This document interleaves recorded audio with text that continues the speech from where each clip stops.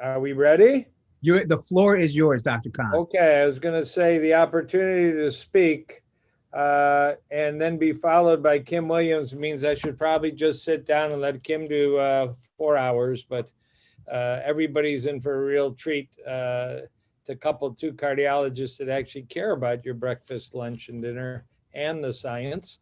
I've heard Dr. Williams speak. It is really a treat. I think we're not going to have an identical talk. And in fact, the title I was assigned, which I'm excited about, which is Top Secrets from a Preventive Heart Doc.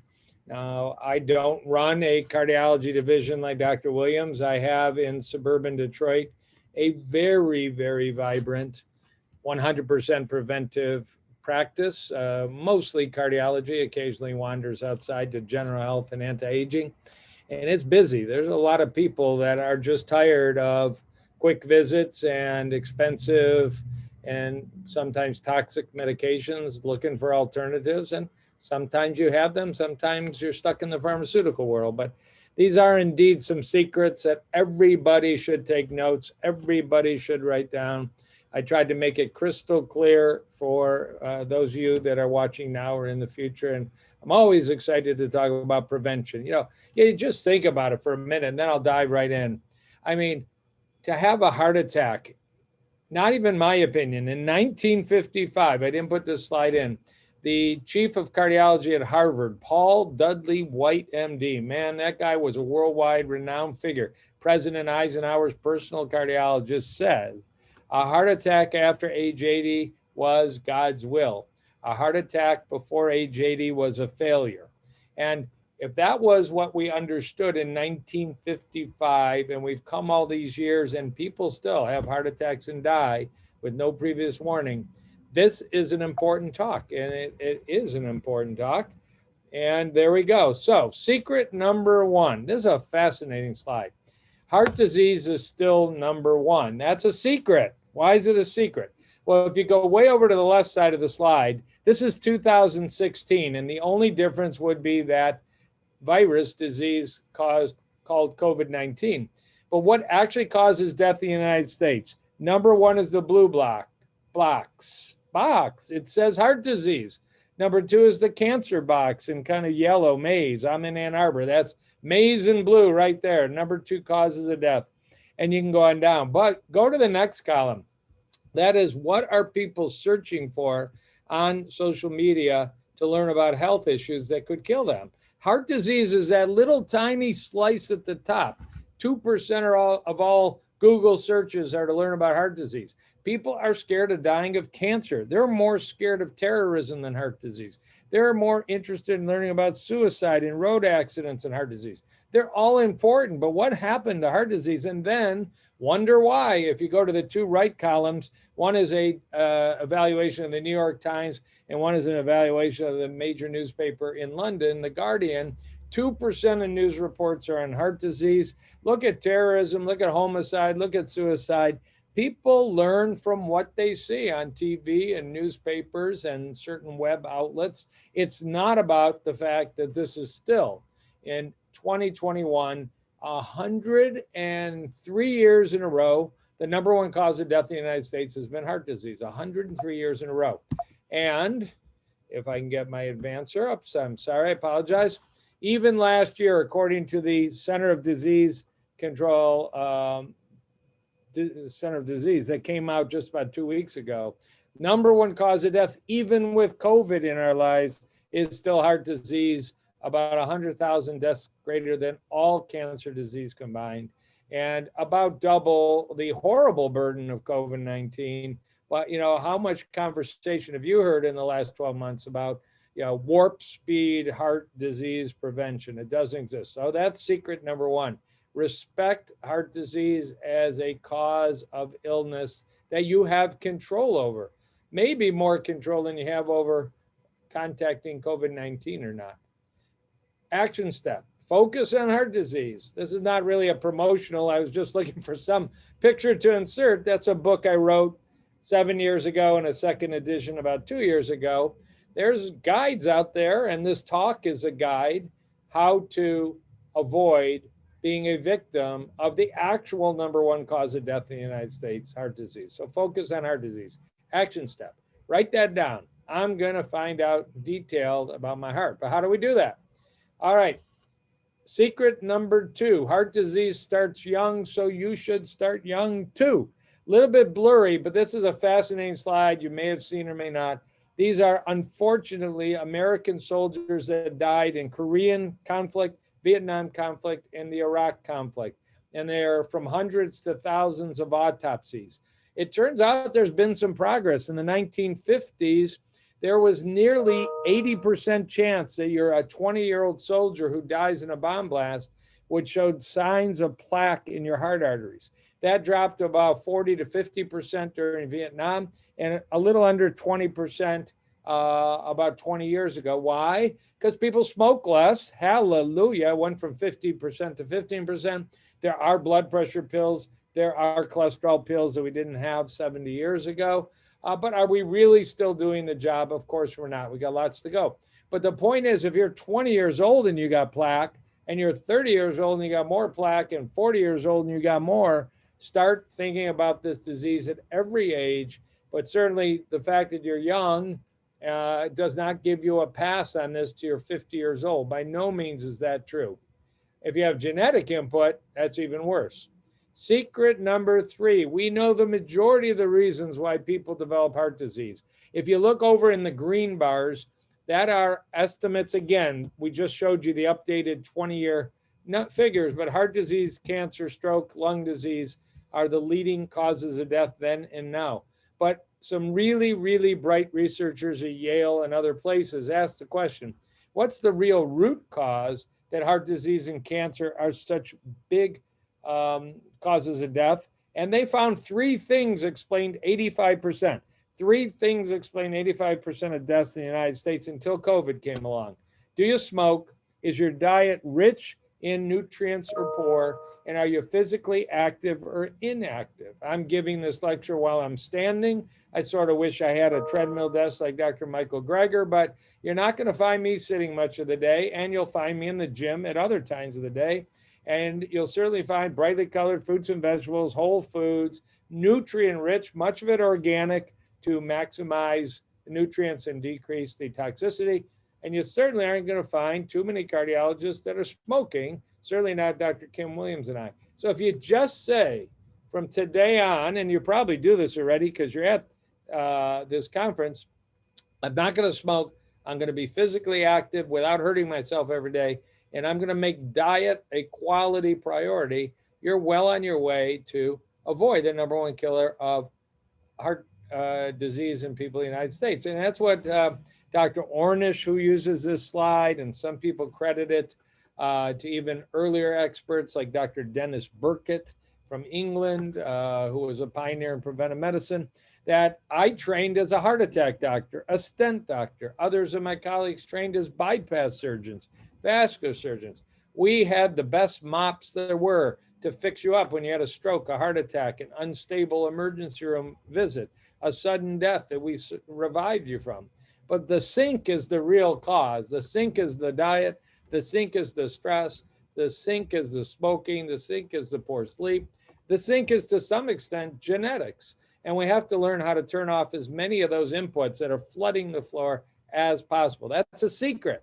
Upstream cardiology, root cause cardiology, lifestyle cardiology. It's very rare, even though you're going to hear 2 cardiologists, Dr. Williams and myself, talk about it today. You couldn't find 8 others real easily to talk about it across the United States, although the numbers are growing, and anybody who gives patients nutrition advice, lifestyle advice, pat on the back for sure. But I'm going to do that from 6 feet away. We actually know when you use those statistics, this is a secret, up to 85% of heart disease might be preventable. Can you imagine if a hospital coronary care unit lost 85% of its beds, and the surgical suites lost 85% of their tables, and the stent suites in the cath lab, 85% were turned over into gardens for patient food? Oh my God, and let alone diabetes and cancer. Why not 100%? I think still in 2021, genetics matter. And there's other factors. I'm not going to talk about air pollution. Maybe Dr. Kim Williams will, because he does at times. Air pollution is no joke when it comes to heart disease.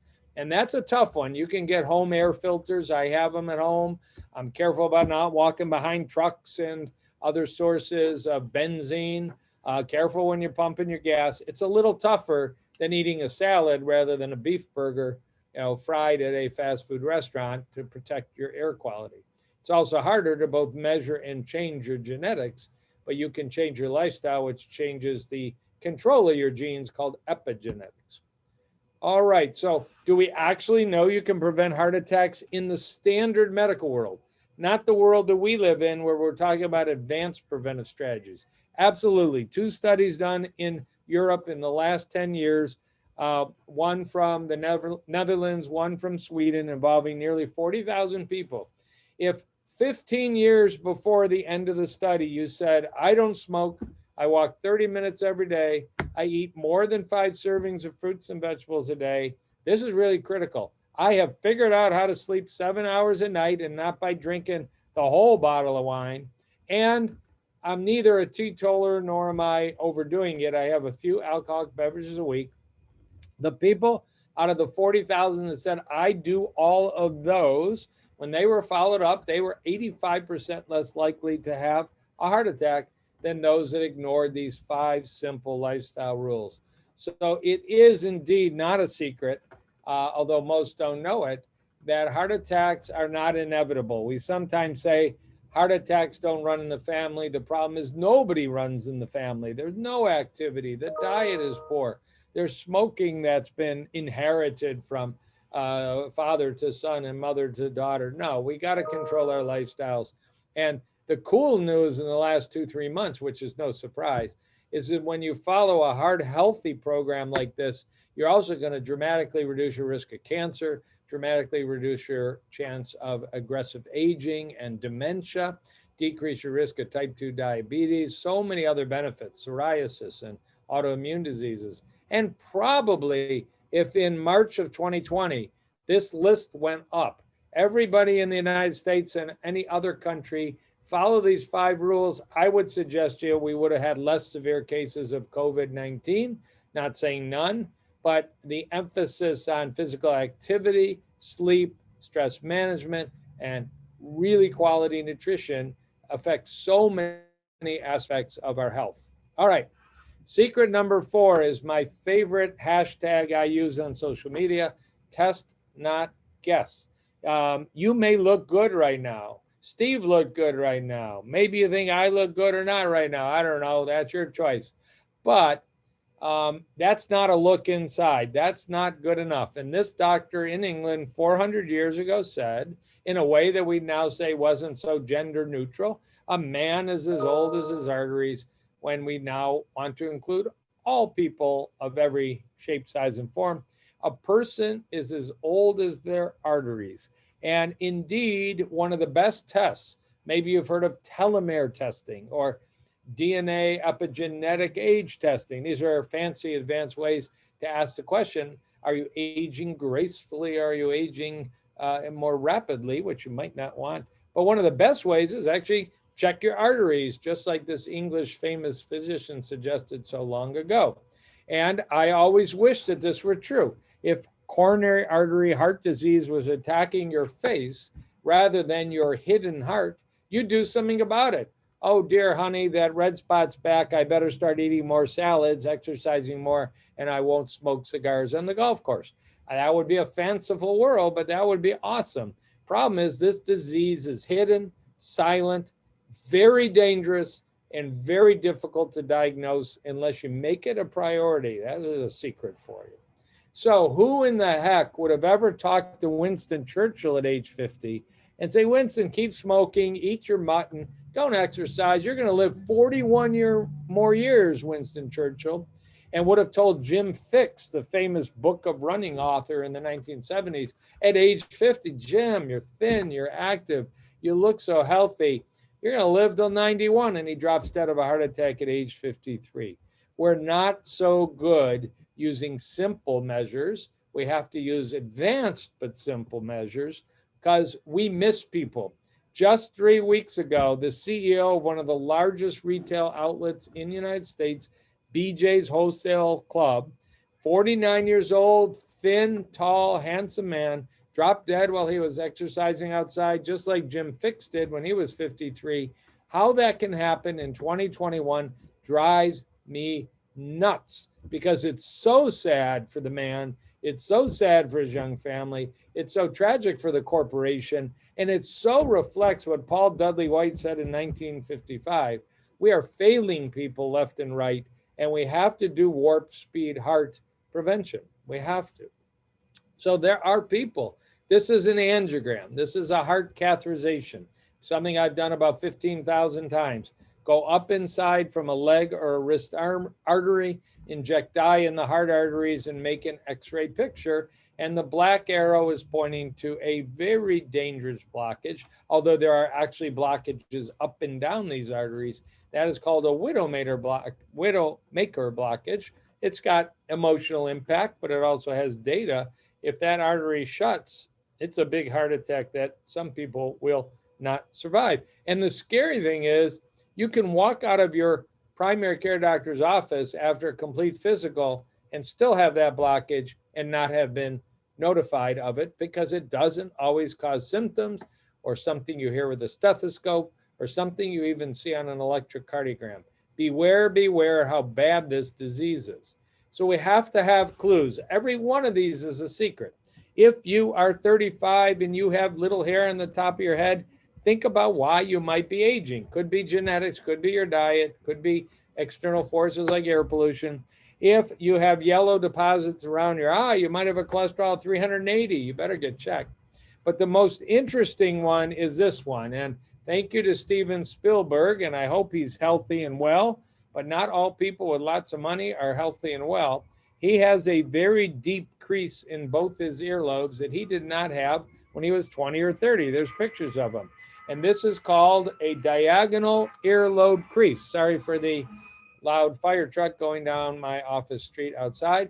That is called a DELC. And a internal medicine specialist in New York City, Dr. Frank, in the 1970s, was a very bright observer who noticed, I'm talking to a patient who's had a heart attack and they have a crease in the earlobe. And the next patient would be there for thyroid disease and they didn't have a crease in the earlobe. He actually counted the numbers, published the data in a small article in the New England Journal of Medicine, generally regarded to be a high level and reliable journal. And it is called a DELC. And subsequent studies have shown it's about 70% accurate. Now, if you're looking at a mirror right now and you see a crease in your earlobe, don't freak out. It's 70% accurate for clogged heart arteries. We know that because they took people that had heart CT scans, we're going to look at it in a minute, and they noticed who had earlobe creases and who didn't. And these have been published, about 10 studies from all over the world. But a stress test is about 70% accurate, and looking at your earlobes is about 70% accurate. So go to your doctor and say, I have a diagonal earlobe crease. It's called Frank's sign, and I want you to do some of the stuff that the top secret preventive cardiologist talked about, which we're coming to. Now, this is an important message. ED, warning, warning, stands for erectile dysfunction. Is the flagpole up? Is the flagpole no longer able to go up? Sometimes referred to as the canary in the coal mine. You can go look up pictures, or very, very graphic pictures of miners going into a coal mine with a bird in the cage, because if the carbon monoxide level, which is odorless and tasteless, went up, the bird would get sick before the people would get sick, and they would quickly leave the mine and have an early warning detection. I am not referring to the male anatomy as a bird, yet it works the same. A man in his early 40s, mid 40s, late 40s, early 50s, starting to have trouble. And that's about 50% of men at age 50 with erectile function should get checked so thoroughly, because it can be an early warning clue to advanced heart disease, and catch this disease early. It's not like, oh my God, you might have heart disease. It's like 30, 40% of guys at age 50 have heart disease, and 50% have their erectile dysfunction. Of course, there are other causes like prior injury, psychological factors, hormonal endocrine factors. But never, never just take the blue pill from the primary care doc and say, wow, that's an effective pill. They are effective pills, but that's not root cause. You didn't turn the sink off. You're going to be mopping the floor for a while till there's really a tragedy. Do not ignore erectile dysfunction. This data I just presented to you about erectile dysfunction goes back 20 years in the medical literature. Every day, today in medical offices in the United States, Canada, Mexico, Europe, men will get erectile dysfunction drugs with no discussion about their underlying heart health. It has to be assessed.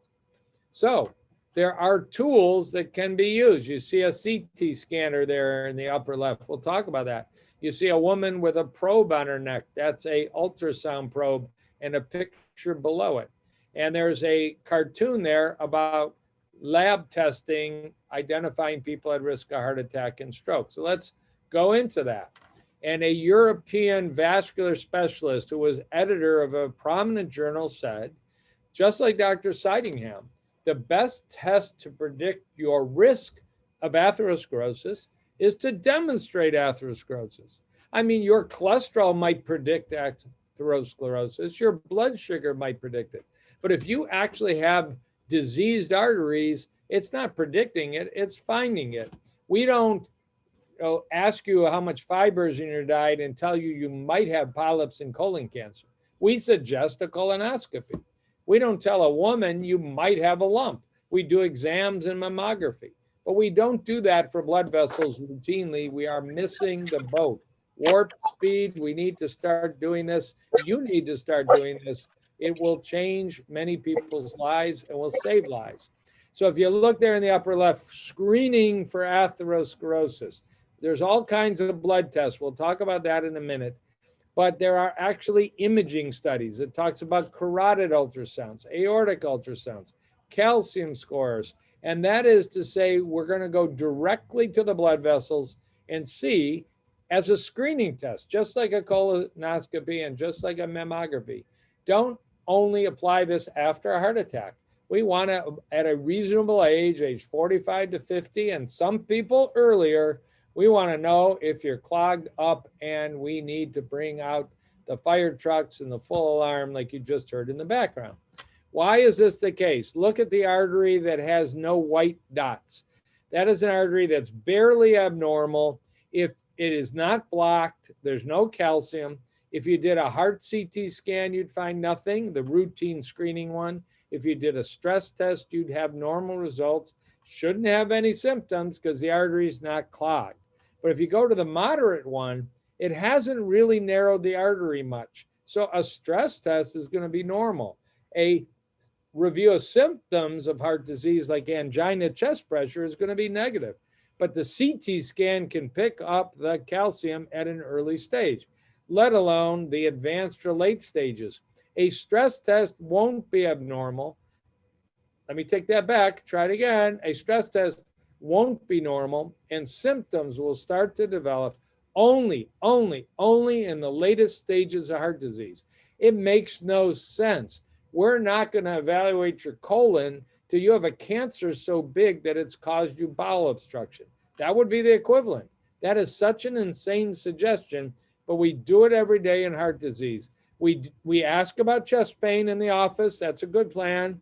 Maybe we order an executive physical. That's not a good plan, but it's still done a lot. But we don't look for these early findings of calcified heart arteries, which are so available, simple, and inexpensive. So in 2007, a society was formed, the SHAPE Society, Society of Heart Attack Prevention and Eradication. I've been a member of that society since 2007. They're still in existence. But for a while, they were the only ones talking the language I'm talking. Look at the aqua blue box. Get an atherosclerosis test. Isn't that what Dr. Schneider said in Europe? Isn't that really what Dr. Sidingham said in England 400 years ago?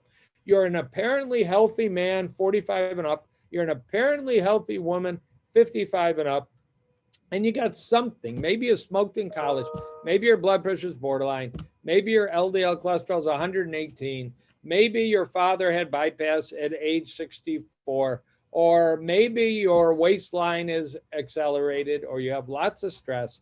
Let's look at the arteries. And it says to the right, do a coronary artery calcium CT scan or do a carotid ultrasound.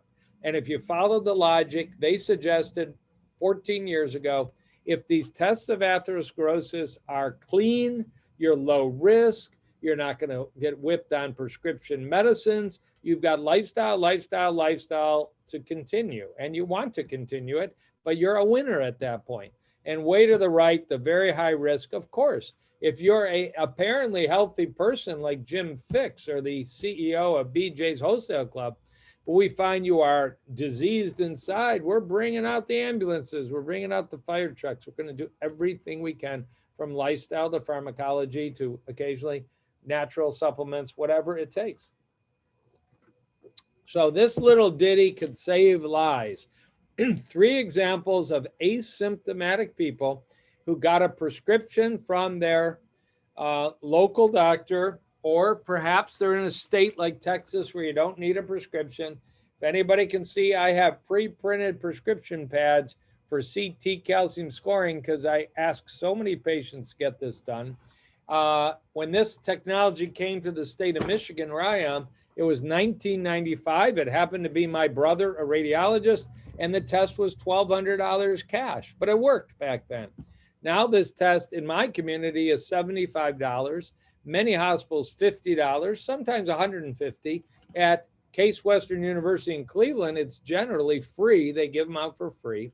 And if you're panel A, you have where the yellow arrow is pointing, your left anterior descending artery, left circumflex artery of your heart. That's your heart on a CT scan. No needle, no injection, no iodine dye, no allergic potential. $50, $75, your calcium score is 0. You just won the lottery of heart disease life. And Dr. Sidingham would say you are as old as your arteries, you're very young. If you're the panel B, you've got flecks of calcium. That's plaque. That's the disease. It's starting. You're 10, 15, 12, 8 years away from being in an emergency room with a real serious problem. But we can stop the process. And there are people like panel C. They're playing tennis, scuba diving. They're planning a trip to Machu Picchu and climb the mountain. And they are so full of plaque that when they bend over, you probably can hear it crunching. But doesn't mean they're going to feel angina pain. Doesn't mean their electrocardiogram is going to be abnormal. They need a stress test. They may need a angiogram. They may need bypass or stents, but they certainly need, at a minimum, aspirin, certain medications, and lifestyle. Can we reverse this? We'll talk about that, perhaps. If you go ahead and get a calcium score and you get this report, left main 0, left anterior descending artery 0, left circumflex 0, right coronary artery 0, total calcium score 0, you have won the lottery of life at that point in time. It's about a 99% certainty the next decade's going to go well for you. I'm glad to show you that because that was my calcium CT scan about 9 months ago at age 61. Now at age 62, I've actually done an even more advanced CT scan in a research study, and it verified I have neither hard calcified nor soft non-calcified plaque, but that's for another lecture because that's not really a screening test.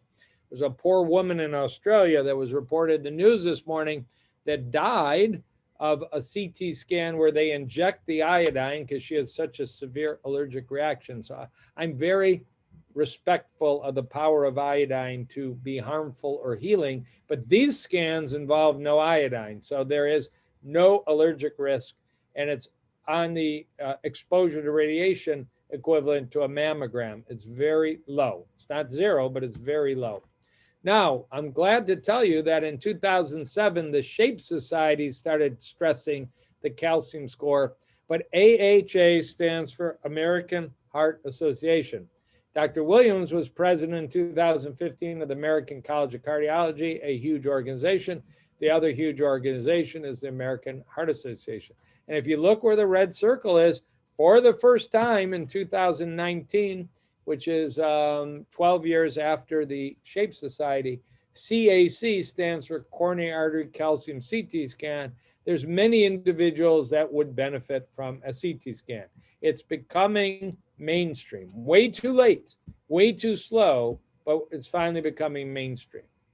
I mentioned there's an alternative. Some of you and some practitioners just won't order a CT scan on their patients. I respect that, although I think it's still worth the one study. You do want to be respectful of radiation burden during your life. But if you fly in an airplane from New York to Los Angeles, you're getting lots of radiation too. So there's a carotid test different than just the standard one you might get at a health fair, where there are ultrasound images made on your neck, but there's digital software, digital measurements, artificial intelligence, a much, much more advanced approach. The problem is the CT scan is widely available. I offer these carotid studies in my office, and they're extremely helpful. I, in fact, have many people that have a calcium score of 0, and they still have plaque in their carotids. It's predominantly soft plaque, which isn't necessarily benign, and I still have to work with them on their risk factors. This is an example of a right and left carotid artery imaged in my office. It says a 56-year-old man. On the upper part, each of the carotids has a little tiny, actually they're not so tiny. They're less than 20% blocked. The one on the right says 1.8 millimeters. The one on the left, that's a pretty big plaque, 3.6 millimeters. Heterogeneous means it's hard and soft plaque. It's a combination. And if you look below, it says this 56-year-old man has an arterial age of a 60-year-old. We want to get that down to arterial age of a 40-year-old, and we're going to do everything we can to make that happen.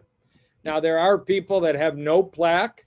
That's a nice result. And if you look at the bottom, it says 60-year-old male with arteries age 51. That's a great result. Dr. Sidingham would be happy.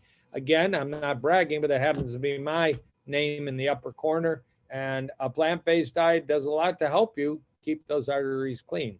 I've repeated it subsequently, and it has remained in that range. So it feels good to know the score because you're not guessing. Heart score is 0. Which of these guys has a heart score of 0? Put 2 women there. It doesn't matter. Who's got a heart score of 0? Who's got a calcium score of 487? It's so critical. Test, not guess, please. Action step. Check your colon, check your breast, check your heart. This should be the list at a reasonable age. We just moved colonoscopy to age 45. Mammography is also age 45. And I would argue that calcium scoring for many people at age 45 and some people earlier would be of great value. And I would add to it the carotid intimal medial thickness ultrasound, CIMT. Big secret, but it's not a big secret now for everybody listening. All right, secret number 5, routine labs are not adequate if we're going to stamp out heart disease #1 in America. Just one of many research studies that says, although LDL cholesterol is a risk factor for developing premature atherosclerosis and heart attacks, of a massive amount of people that were admitted to a hospital with coronary artery disease syndromes, most of them did not have a cholesterol of 400 and an LDL cholesterol of 250. Most had average American LDL cholesterols, 120, 125, 118, sometimes 98. And yet they still have heart disease. That doesn't mean cholesterol doesn't matter. Oh, cholesterol matters so much. You know, it just isn't a one-to-one prediction that those with the highest always have the most disease, but it's a factor. But there's got to be more going on than just LDL cholesterol. Truly, we know the healthiest LDL cholesterol is 50 or 60, maybe even lower.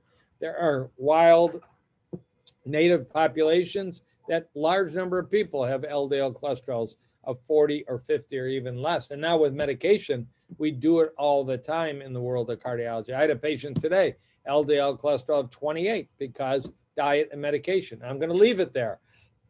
He spent about 65 years with his LDL cholesterol at 180. A few years at 28 is going to help him. All right. Why is LDL cholesterol not the only thing? And why do you need advanced labs? I love this graphic. It's about 10 years old from a vitamin company, but there's many these daggers that are into an artery causing arterial disease. Maybe you've heard of homocysteine. That's not a wildly common, but still an important factor for artery disease. That's one of the knives on the right. Maybe you've heard of fibrinogen, a clotting factor. It's important. Maybe you've heard of low vitamin K. That's one of the knives up above. Have you ever eaten natto or natto beans? Perhaps you're taking a supplement with vitamin K2. Of course, vitamin K1 comes from leafy greens. That's a lot easier. How about inadequate nitric oxide? Something you can actually measure via a blood test called asymmetric dimethylarginine, ADMA, or nitric oxide salivary test strips. You can actually measure for these things. So, action step, please don't be a statistic. Get advanced labs. And I'm going to show you this graphic again in a moment, but get advanced labs. You may have to pay for them on your own. There are companies, and I have no interest, like lifeextension.com, FX Wellness, and others, Labs Anywhere, and you can check off the labs you want. You might spend $250, $300. If you're working with a doctor that understands these labs, I've ordered, all these labs thousands of times on thousands of patients, and they do have coverage in most cases, so it works out well. You also can negotiate a price with a lab like LabCorp or Quest and really get quite a low cost for these. So although this is not as clear cut, secret number 6 is I'm going to dive for a few minutes into some old and new data on inflammation, but I want to spend a little time. This is a blood vessel going from clean on one side to clogged with a blood clot. And we know that inflammation, the flame, the fire, comes from a Latin word, ignite, ignite the disease in the arteries, that we have advanced ways to measure it. It says there, and I apologize, I'll read it for you, F2 isoprostanes. That's a urine test. You just urinate in a cup, and we get measures of what's called oxidative stress. You, of course, know all about antioxidants. Well, you can measure if that balance in your body is working. Oxidized LDL, that's like the rusting of your LDL. And that is perhaps the most dangerous form of LDL because of easy uptake through the endothelium, creating the nidus for plaque. But you can measure it and you can improve upon it. ADMA, I mentioned that. That's a way to assess nitric oxide production. It's a blood test. Microalbumin, that is an inexpensive urine test that in a recent paper 2 weeks ago, a systematic review predicts death, predicts heart attack, predicts lifespan. For a few cents, you get a urine test that tells you all of that. HSC reactive protein, high sensitivity. We're going to talk about that. LPPLA2 used to be called the plaque test. It's an enzyme in the wall of an artery. You don't want it elevated. And myeloperoxidase is a Cleveland Clinic patented blood test. Are the white cells in the plaques of your arteries overactive? And if they are, you better get on a lifestyle program to bring that marker called MPO, myeloperoxidase. And the good news is the patients I test where these are off and I retest, they dramatically improve. They are variable. Well, what have we learned about inflammation? Because in fact, 150 years ago, it was proposed that inflammation was a big deal in heart disease, but can we possibly conclude that this is really the real deal? So there is a physician at Harvard, Paul Ridker. Those of us in the cardiology and academic world know his name for sure, but those of you not in that world might not. And he has spent 20 plus years focused on the idea that if we had therapies for inflammation, we could move the needle forward in heart disease as we've had therapies for cholesterol and blood pressure and blood sugar. So he got approval for a massive study. It's a little sciencey, I apologize. I want to show it to you just to prove the point. Inflammation is something you should be discussing and testing and correcting. The study was called CANTOS. And the drug, I'll give it a try, canakinumab, was a drug you've never heard of, and you'll never hear about it unless it is approved as a cancer drug. But it was selected in a fascinating study published in 2017. What was the question? The question was, here's a study back in 1997. If you're an apparently healthy man and you get your blood measured for C-reactive protein, a blood test for inflammation. If you look at the black bars below, the higher your level of C-reactive protein, the higher is your risk of a heart attack. But is this just because the cholesterol's up and it's just another way to say your cholesterol's off? Or is inflammation its own unique risk? This study in 1997 with Paul Ridker, the first author, couldn't prove that. So he proposed this concept. If you look over at the blue figure to the left that says residual cholesterol risk, cardiologists right now are excited. We have more and more ways to lower cholesterol. And if you've had a heart attack and your LDL cholesterol, like it shows here, is 110, we're going to go for much lower, 60, 55, 50 in many cases. That's unmet residual cholesterol risk. But go over to the right, residual inflammatory risk. What if your C-reactive protein is up? Do we bother with it? Do we even measure it? Do we comment with it? Well, until this 2017 study, we had no real proof that bothering with it could make a difference in outcome. So Dr. Ridker studied, and boy, is this busy science. And if you notice, there's a picture of a liver, and to the right is CRP, this marker of inflammation we've been talking about. It's not just a marker, it's actually also part of atherosclerosis. And he found a drug that was available that interfered with the production of C-reactive protein. It was made, if I recall, by Novartis. It was a very rarely used drug. But what's amazing, if you look at the upper box on the right, he organized a randomized study of 10,000 people who had had a history of a heart attack. They were on very good medication, but their high sensitivity C-reactive protein was elevated. And he set up a study done all over the world, many, many test centers, where some people got a placebo and 3/4 of the group got different doses of this drug that was an orphan drug, but lowers C-reactive protein. It was a perfect study. If you lower inflammation and you leave cholesterol alone, you make a difference. And if you look at this, it's pretty cool. The bottom 3 lines, what happens to your LDL, your HDL, and your triglyceride cholesterols if you get on this experimental drug? Nothing. It's not a cholesterol drug. But if you look at the top, what happens to your C-reactive protein on this drug? The placebo dropped a little. Maybe people just ate a little healthier because they were in a research study for 48 months. But if they were on the actual drug tested, they had a major drop in C-reactive protein up to 65 to 70%. Really cool stuff. And this is what was shown. The blue line are bad things that happened to people that had a previous heart attack when they were on the injectable research drug. And the gray line is the placebo.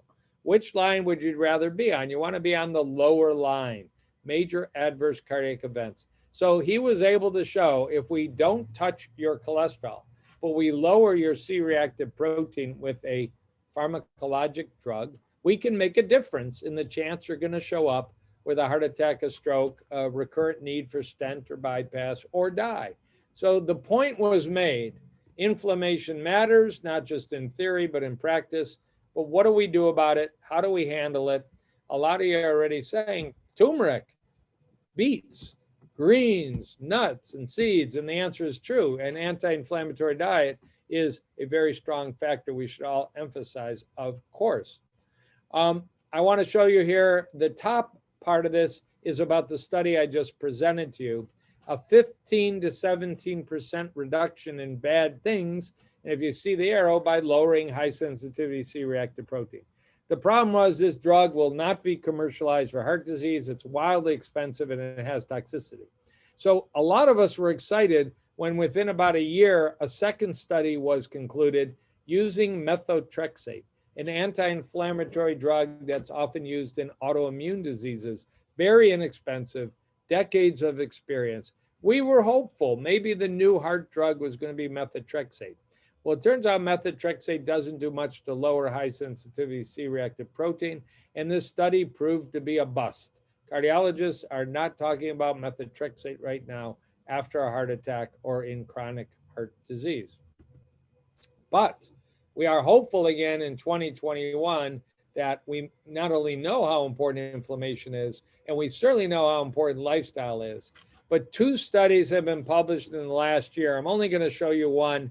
These were people with chronic heart disease. Maybe 2 years ago, they had a heart attack or a stent or a bypass.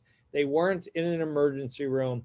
They either got an old drug for gout, an anti-inflammatory gout drug called colchicine. We usually use it acutely if somebody has a gouty toe that hurts as much as any disease can be. They got 0.5 milligrams, or they got a placebo, and that was continued for 2 to 3 years.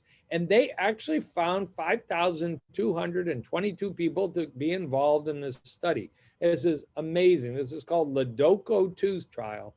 And if you look at the bars that are there with the numbers 9.6 versus 6.8, if you were on the placebo over the subsequent couple of years, you had about a 10% chance of having a bad event. If you were on colchicine, that's a gout drug, but we're using it here as an anti-inflammatory. It reduced by about a third the risk that you're going to have a bad event. Now, there was a second study in people that were within 30 days of a heart attack. Just as many people in that study, same setup, colchicine or placebo. That's called COLCAT, and that showed the same events. So right now, as the check mark says, if you look down there, published in August 2020, patients who received an anti-inflammatory called colchicine had a lower risk of bad heart events, although we, in this short follow-up, hadn't impacted overall death rates yet. Inflammation matters. If you want to control inflammation with a low processed food, high whole food plant diet with lots of spices, garlic, onion, ginger, turmeric, go for it. If you're actually a heart patient, you might do that and ask your cardiologist about another secret using colchicine in chronic heart disease. Very, very cool and hopeful stuff. So, action step, get tested for inflammation. If you are elevated, get retested after you make some changes. Are you getting enough omega-3 in your diet? Hemp hearts, my favorite. Chia seeds, flax seeds, sources of omega-3 that are anti-inflammatory. Ginger, garlic, turmeric, boswellia.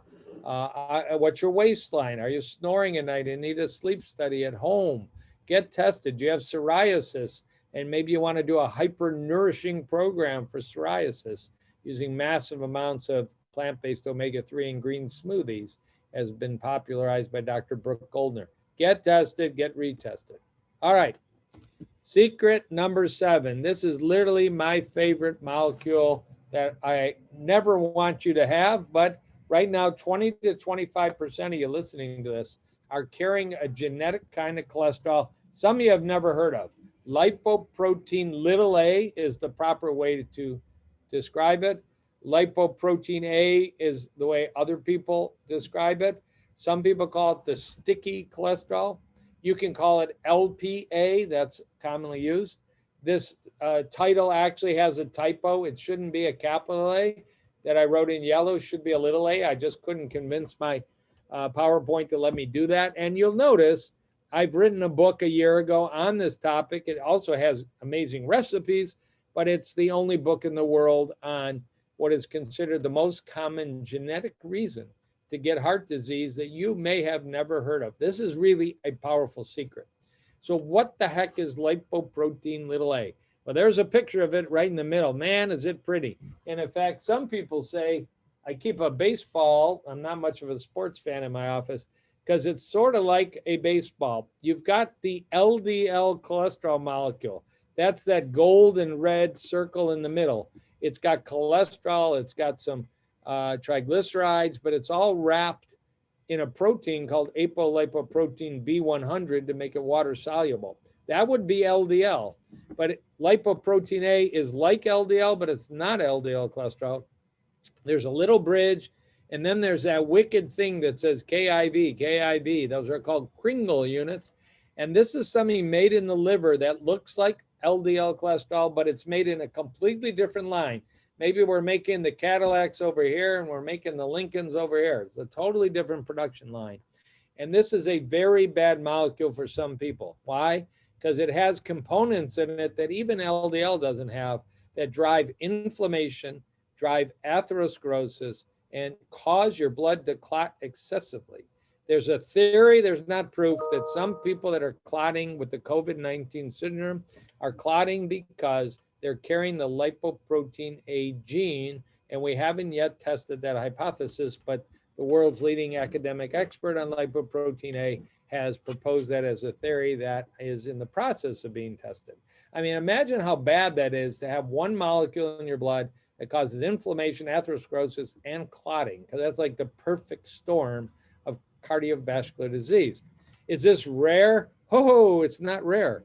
The chance of having a moderately elevated lipoprotein A affects 1.4 billion people worldwide. It says here 73 million in North America, maybe 90 million by some other estimates, 97 million in Latin America and around the world. It's a little more frequent in Asian and a little more frequent in African populations by a percentage. But about 20 to 25% of people from the moment of conception inherit one or two genes from their parents on chromosome 6 that allow their liver to make lipoprotein A, and 75 to 80% of people do not have that gene on chromosome 6, and they won't make lipoprotein A. So this is wildly, wildly common. How big a factor? It's a little blurry. Let me read it to you. 1 in 14 heart attacks and 1 in 7 cases of aortic stenosis and aortic valve disease are felt to be due predominantly to lipoprotein A cholesterol. Hugely, hugely a problem. 1 in 5 individuals have a high lipoprotein A and are at risk. It's highly heritable. It means if you have it, there's a good chance your children may have gotten it and your siblings. And finally, it's estimated screening and therapies for lipoprotein little a or LP little a, like it shows there, might prevent 1 in 3 heart attacks and 1 in 2 cases, 50% of cases of aortic stenosis. Exciting stuff. What's the action step?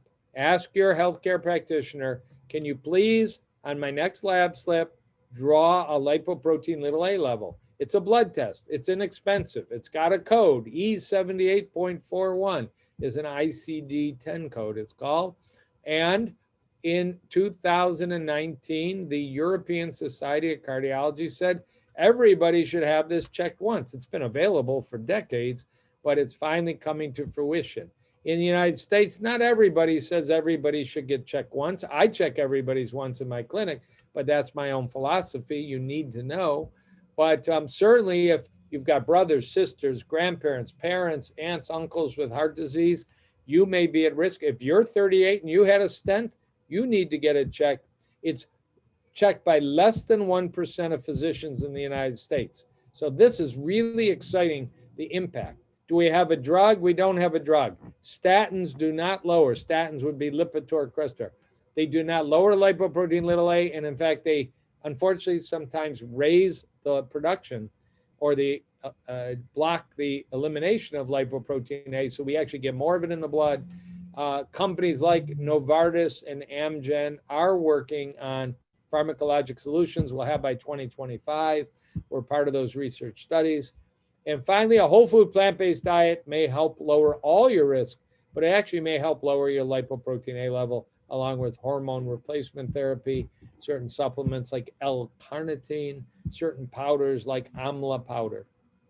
All right, secret number 8, heart disease is reversible. Reverse heart disease, atherosclerosis, and calcification. And there has been a bit of an ugly conversation on social media, places like Twitter and Instagram. Heart disease is not reversible, and those old white-haired doctors were just wrong. Well, I do not believe that that is actually the case. It's easy to throw darts at data that's very hard to develop. But there's no new data that says heart disease is not reversible. There's just reanalysis of the techniques used, which I'm still very much a supporter that the disease is reversible. And I'll show you why. So let me take you through a little journey. It's always nice we have a little bit of time. This is a classic picture. And for the second time, I'm going to say Paul Dudley White of Harvard. The gentleman with the white mustache and the bald head in the middle of the picture was the chief of cardiology at Harvard. This is a picture in 1951 in Italy, right outside of Naples. And they're in a small little town that had no heart attacks in the last decade. These are actually good Italian doctors, no heart attacks. The gentleman to the left that has glasses on, not sunglasses, just reading glasses, and he seems to be holding, it looks like an iPad in his hand, but it's 1951, it's probably a notebook. That is Dr. Ansel Keys of the University of Minnesota School of Preventive Medicine, and he organized a worldwide effort to identify what role does diet have in heart attacks and heart deaths, and he brought a team with him from all over the world, and they went to a town called Nicotera, Italy, and they started a study in 1958 that's still ongoing called the 7 Country Study.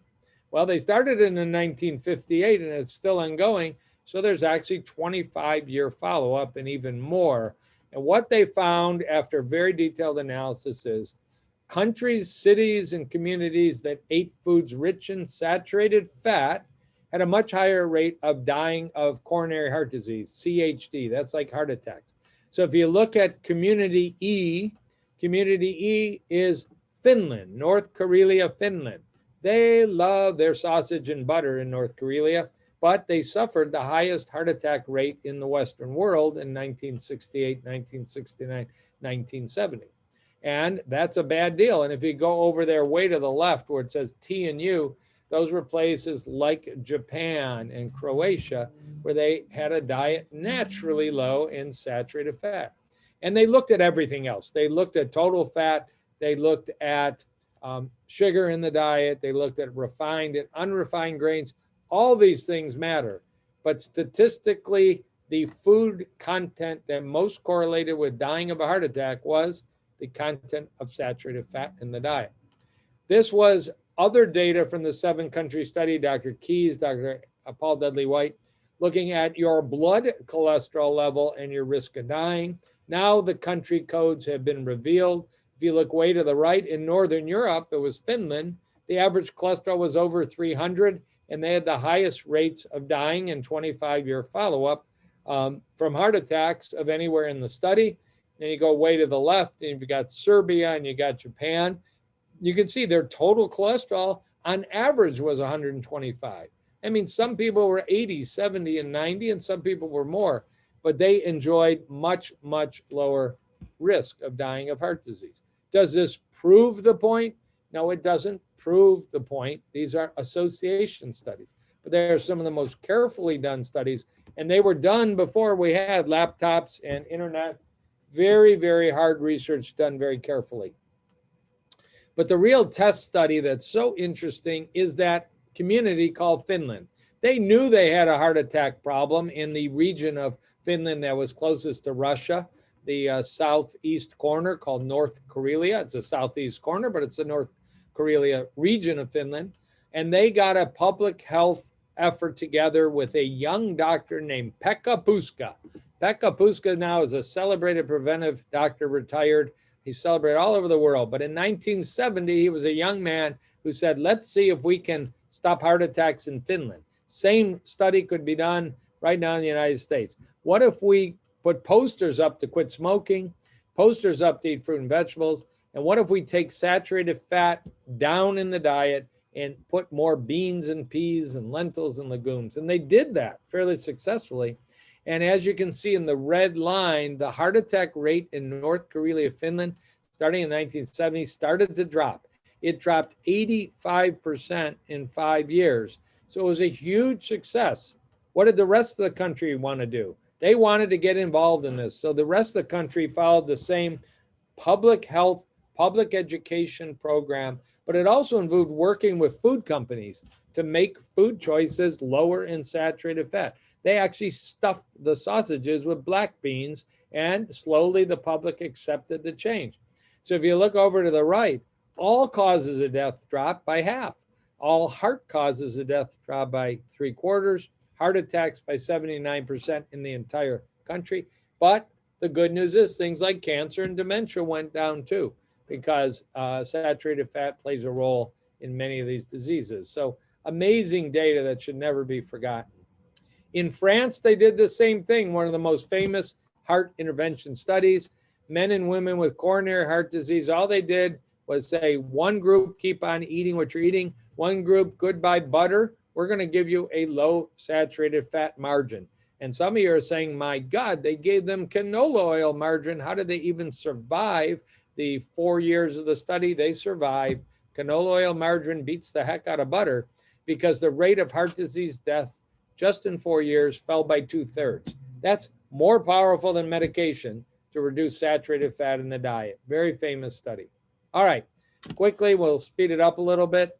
A internal medicine doctor that doesn't get celebrated the way he should in Los Angeles observed his heart patients dying of heart disease.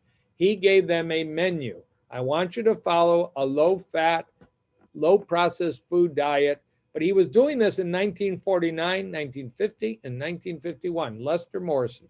When he followed up in a randomized manner, not blinded, but randomized, the control group that kept eating Los Angeles food, they died like flies because there was very little therapy of heart disease, no bypass, no stents, no balloons, no defibrillators, and no pacemakers.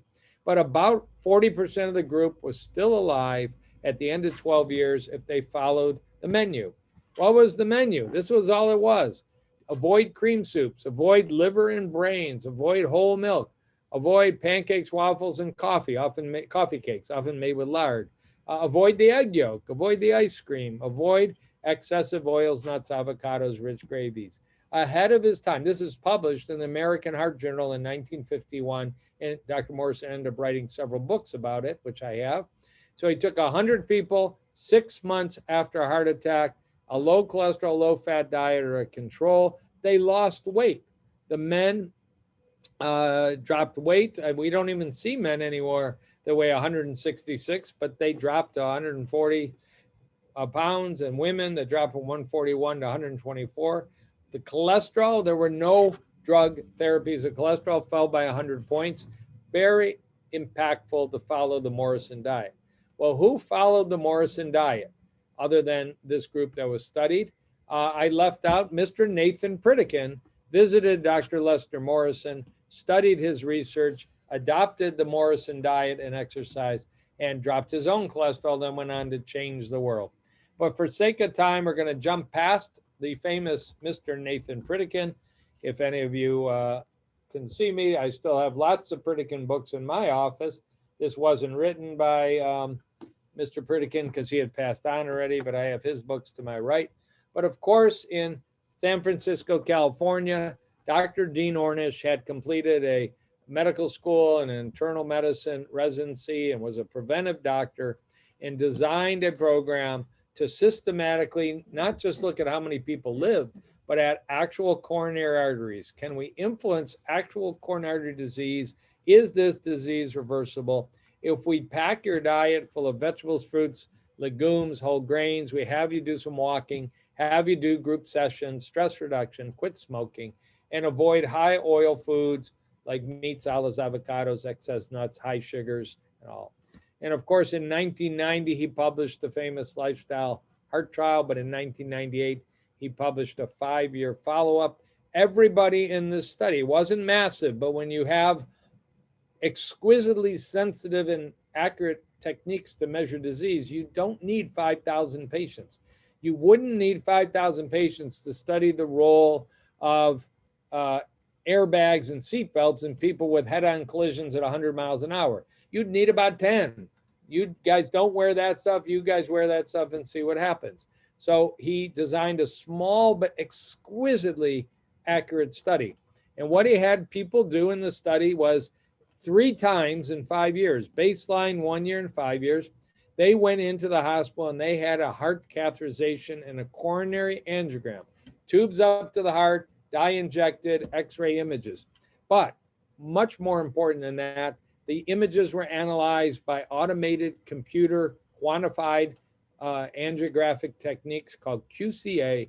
So this wasn't just some subjective eyeball. This was the state of the art then and even now. And they showed that the 2 groups, a control group that did not have their lifestyle intervened upon and a treatment group that did have their lifestyle intervened upon, had very different amounts of plaque at the end of 5 years. The control group got worse and worse and worse, from 41% to 52% average amount of blockage. And the intervention group, the lifestyle group, the Ornish group, less and less blockage over time. And all you need is your arteries to slowly improve, and you will reduce your risk, feel better, and be on the road to success. This is indeed, to be fair, a picture from the famous Cleveland Clinic doctor, Dr. Caldwell Esselstyn. There are pictures of angiograms from Dr. Ornish's, but this a general surgeon at the Cleveland Clinic who dramatically changed his diet under Dr. Esselstyn's advice over the course of 3 years, had a baseline and a follow-up angiogram, and his arteries were shown to have dramatically reversed the disease. It happens. We see it. And it should have been game over. It should have been in 1990 and 1998 that we shrunk our bypass programs and we shrunk our stent programs and we shrunk our balloon angioplasty programs and we had enormous preventive cardiology programs. But that's not what the money did, and that's not what really dictated the course of the last 20 to 30 years. Although 20 years later from the original Ornish publication, and probably 25 to 30 years after the original Pritikin publication, our own government in the United States, Medicare, Medicaid, and now most other insurers agreed to pay for people who have had a recent heart attack, stent, bypass, anginal chest pain, to learn how to change their lifestyle, as was researched by Mr. Pritikin, as was researched by Dr. Dean Ornish. And it still exists. In the state of Michigan, until about a year and a half ago, we had one program, sadly, in Ann Arbor, Michigan, only one that adopted this strategy. It was a Pritikin program. Now we have about 4 or 5 in the state of Michigan. Hallelujah. And we can get people into them, although cardiac rehab has been greatly affected by COVID, but the programs are back open. In my own clinic, this is an example of those carotid intimal medial thickness ultrasounds that are read with digital technology in a objective way. And this is just one example of hundreds I have in my clinic of people who had a baseline and then a follow-up ultrasound of the carotids. And we show that the plaques are shrinking. And I don't read these. These are read in Utah on a computerized quantitative system. But if you look at the right carotid, there was a plaque there that was 3.3 millimeters, and now it's shrunk in half. It's 1.5 millimeters. If you look at the left carotid, even more dramatic, in the course of 1 year, a 4.9 millimeter big, ugly plaque shrunk to 1.5 millimeters, plus the actual thickness of the wall of the carotid artery dropped from 0.58 to 0.54. Very dramatic. And I can reach over and show you 25 more that are sitting on my printer that we've seen in the last month or two. You can demonstrate plaque reversal, and this involves no radiation or anything invasive, which is what's lovely about the technique. We see people whose arteries get dramatically younger. This is a 61-year-old man that was studied twice, about a year apart, and he went from what's called the 70th percentile to the 41st percentile. And originally it said you're 67 with arteries like a 75-year-old. And then a year later, it said you're 67 with arteries like a 61-year-old, because the fatty portion of plaques can go away. The fatty, dangerous portion can resorb back into the body. If you don't put obstructions with lifestyle to the body's physiology, it can heal itself. Such an important message. So the yellow line here is the key. You're born clean as a baby in terms of your arteries, and you die of heart disease, stroke, erectile dysfunction, impotence, leg blockage called peripheral arterial disease. But you can interrupt that, and you can take that yellow line and make it start to go. It's going to take time. If you're 57 years old and you're having advanced cardiovascular issues, you're not going to get better in 57 minutes. It's going to take some time, but it can happen within 3 to 4 weeks. We can start to document some actual improvements clinically, and a little longer with imaging. All right, secret number 9, we're almost done. The ischemia study of 2020, top secret. Do not let heart surgeons or interventional cardiologists know about the ischemia study. It might put them out of business.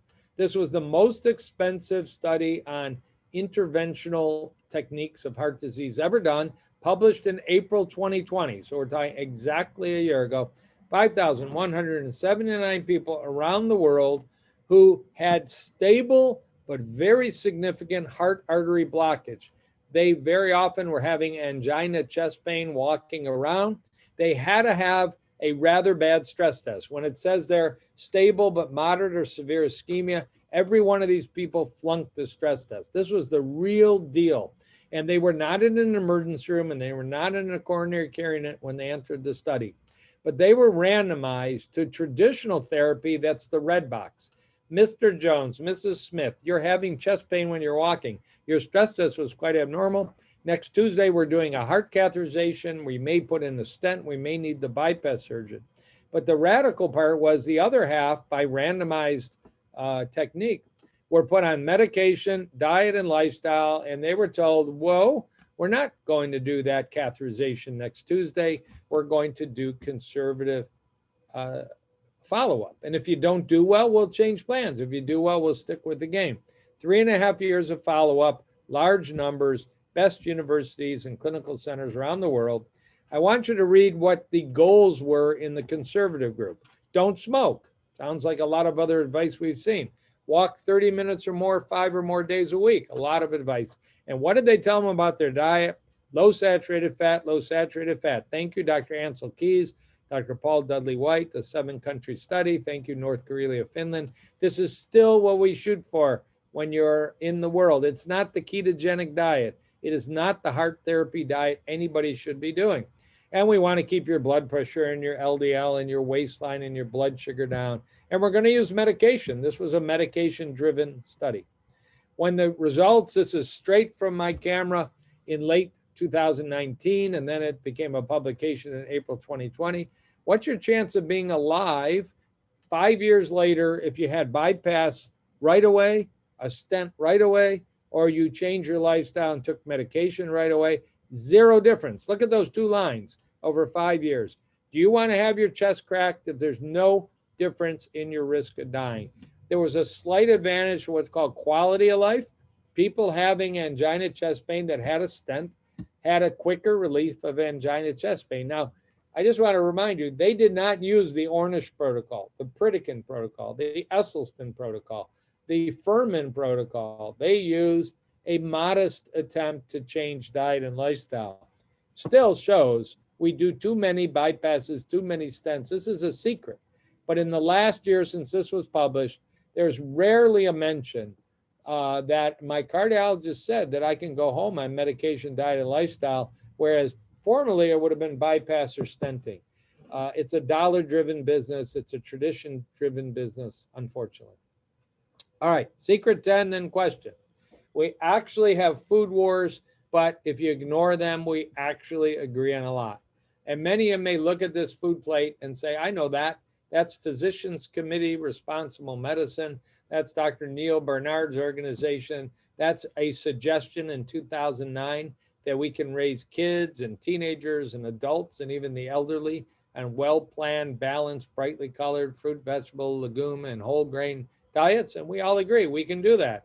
I've been totally plant-based for 44.5 years. And last I checked, not dead yet at age 62, thank God, and pretty healthy guy. You can do it starting today if you're not doing that. Much better choice than doing a meat and butter-based ketogenic diet. But the Harvard School of Public Health took a more middle-of-the-road approach in 2011 and published this food plate. Looks a little bit like Dr. Bernard's PCRM food plate. Half the plate, vegetables and fruits. A quarter of the plate, whole grains. That's not a donut. That's not a bagel. That's brown rice. That's oatmeal. That's quinoa and spelt and barley. And then, quote, healthy protein. It says in small print, you're not talking bacon and pepperoni and cold cuts. You're talking beans and peas and lentils. And for those of you that aren't 100% plant-based, lean cuts of meat or fish if you choose. You don't see any dairy on this food plate. It's all water and black coffee and sparkling water and herbal teas. Then you don't see any butter or lard, just like the Lyon heart trial in France. You see healthy oils. They talk about canola and extra virgin olive oil. I would certainly prefer extra virgin olive oil myself. Lots of exercise, lots of fruits and vegetables. And this is a very reasonable plan. This isn't a food war plan. This is a food agreement plan. This is really a coming together of all kinds of different people. Well, that was 2011, and a bunch of countries put out updated national recommendations. Canada won the award for the prettiest picture in 2019. What do you see? It looks a lot like all the others. There's more agreement than disagreement. Fruits and vegetables, half of your plate, and you're not looking at fruit juice there. You're looking at whole fruits, whole vegetables, some raw, some steamed, some lightly cooked, and bright colors and vary it around. I see some radicchio. When's the last time somebody in the audience ate radicchio? It looks good to me. Sweet potatoes and tomatoes and apples and all kinds of nice things. Our favorite food in the world, broccoli, of course, lightly esteemed. And then we got whole grains. We're not talking refined grains. We're not talking Cheerios necessarily. Refined. And then we got healthy proteins. I'd prefer right there the kidney beans, the chickpeas. I see tofu. I see tempeh. I see some nuts and seeds. But there are alternatives to that if you're not completely committed to a whole food plant-based diet. And then finally, I brought my friend Kim Williams for the final slide. Secret number 11, he's the next speaker. He said, why he eats a plant-based diet? I don't mind dying. I just don't want it to be my own fault. The message being that you have control. You have control to know that heart disease is number one. You have control to know that you need to know your artery age and testing is available. The way you look on the outside is not adequate. You need to know that advanced labs are available and you can order them, or you can educate your primary care doc and order them. You need to know that lifestyle rules, good sleep, good food, managed stress, good fitness. You don't have to be a marathon runner to be healthier than the famous marathon runner, Jim Fixx. You know that heart disease reversal is real and can happen quickly and can be seen in my clinic every week based on simple ultrasound follow-up quantitative testing. And we know that, you really can make a difference by spreading the word, so that in next year's presentation, I don't have to show a slide that said that heart disease was once again the number one cause of death in 2021 and 2022. And that is my hopeful goal. So I will take a break from my planned presentation. I will end my slideshow if that's okay. I will stop sharing my screen if that's okay. And I'll throw it back to the team to take over and tell me how we're going to deal with some questions. I see the chat room has stuff. Go ahead, Ben. Tell me what's up. Hey, Dr. Kahn, thank you so much. First of all, that was just amazing. So much valuable information for all of us, and we thank you very much. And so yes, it is our Q&A time. What we're going to do, a little housekeeping so everybody knows, including you, we do not take questions directly from the chat box. And what we do is have everybody raise their hand if they have a question. How do they raise their hand? What you need to do, folks, is you go to, and by the way, you can see KahnLongevityCenter.com. Is that the best place for people to find you, or is there anywhere else we should tell them? Yeah, that's a good place to go. Lots of blogs, lots of information. And there is a way to email me via that website. Fantastic. Thank you. And so yes, what we want you to do, everybody, is raise your hand. We already see some raised hands. In case you don't know how to do it, you have your Zoom controls, whether they're on the bottom or the top or the side.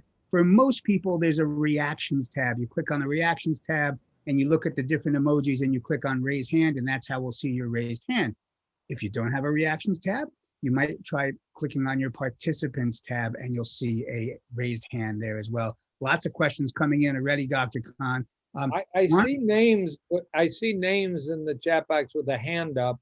Are and they so able to? Yeah.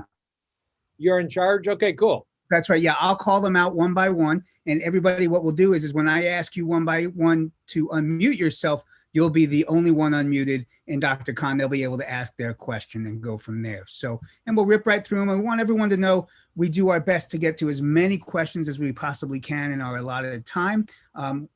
In doing so, we ask that you keep your questions direct, brief, and really just ask one question, please, because as you can see, we've already got a lot of questions up there, and we want to make sure we get to as many people as we possibly can. So, Dr. Kahn, thank you. And we'll go ahead and start with Stephanie. Stephanie, if you would go ahead and unmute yourself, please, for Dr. Kahn. Hello, Dr. Kahn. Thank you for doing this. Thank you.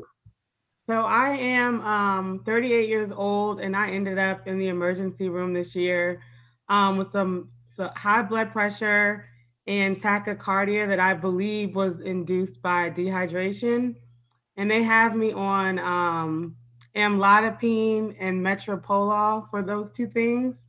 Um, what are the chances of me being able to reverse this with diet and get off of those medications? Because I know that you mentioned in your presentation that inflammation worsens the condition, and I think a lot of these drugs cause inflammation. So what are my chances of being able to rectify this with lifestyle? Well, I'll give general answers, but they are specific to you. Lifestyle change is hard work. I mean, it's emptying the freezer, the refrigerator, the pantry. It's getting recipes. It's finding 10, 15 things you like to eat, 20 things you like to eat. It's learning to be careful in restaurants and carry out. It's hard work to get 30 minutes of exercise in every day. And I could give you a 2-hour talk on trying to get your sleep upgraded.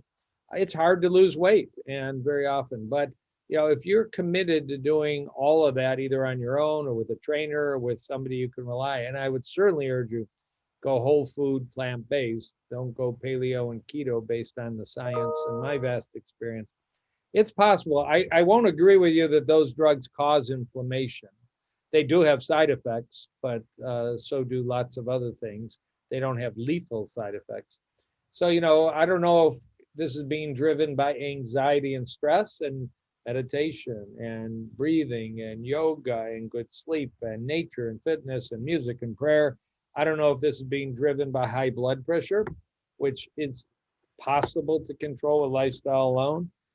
People would go to Mr. Nathan Pritikin's center in Santa Monica, and it's still one in Miami, and 3 weeks later they'd come out off all blood pressure medicines. And people do that now with Dr. Furman's program in California and True North program. Now, these aren't easily accessible or inexpensive programs, but the point is there are people that, a dramatic shift in your diet, watching your salt, watching your processed foods, watching your sugars, get some fitness and sleep. So I'd actually be hopeful that you don't need medicine long term, but don't think it's going to be easy.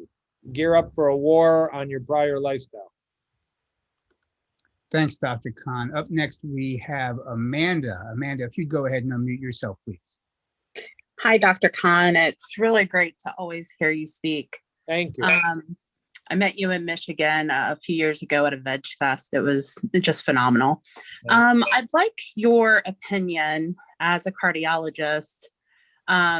Generally speaking, for someone who has a lot of weight to lose, what are your opinions between weight loss surgery and a whole food plant-based diet? And if you could, with the whole food plant-based diet, should it be like really low fat with like no nuts or avocados?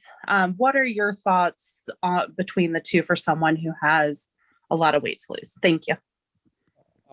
Yeah, and there obviously are risks to bariatric surgery. I'm not a bariatric surgeon. I don't really run a bariatric surgery center or bariatric medicine center. But there's that hope. Wow, one-stop shop. Over the next 3 to 4 months, I'm probably going to lose a significant amount of weight, which is reasonably predictable. And for the person that's literally suffering consequences from obesity, type 2 diabetes, joint problems, blood pressure, maybe heart disease, and just has exhausted, all other avenues, a well-done gastric sleeve can be on the agenda. Now, saying that, I haven't referred anybody for that kind of surgery in probably 10 years, but the medical science that the risk of type 2 diabetes or the control of type 2 diabetes and blood pressure and maybe longevity are improved with modern bariatric surgery has actually expanded. But God knows there are people that just don't feel good after that kind of approach, and it's not a one-stop panacea without any possibility of side effects.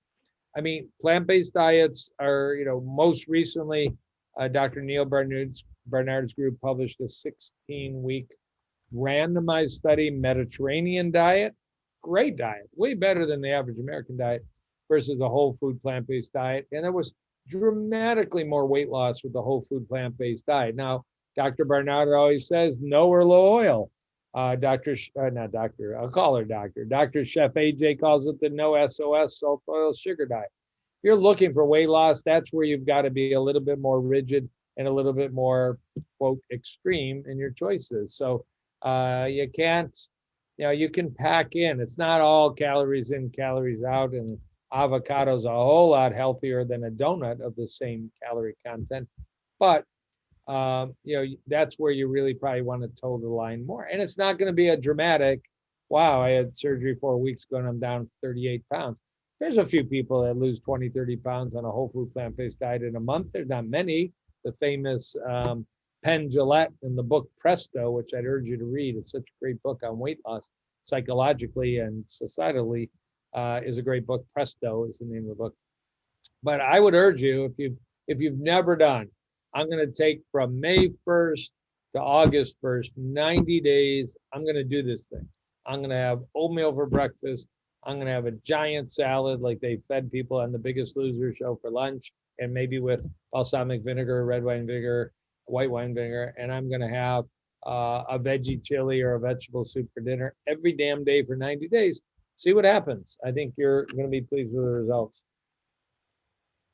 Thanks, Dr. Kahn. Up next, we have Juliet. Juliet, if you'd go ahead and unmute yourself, please.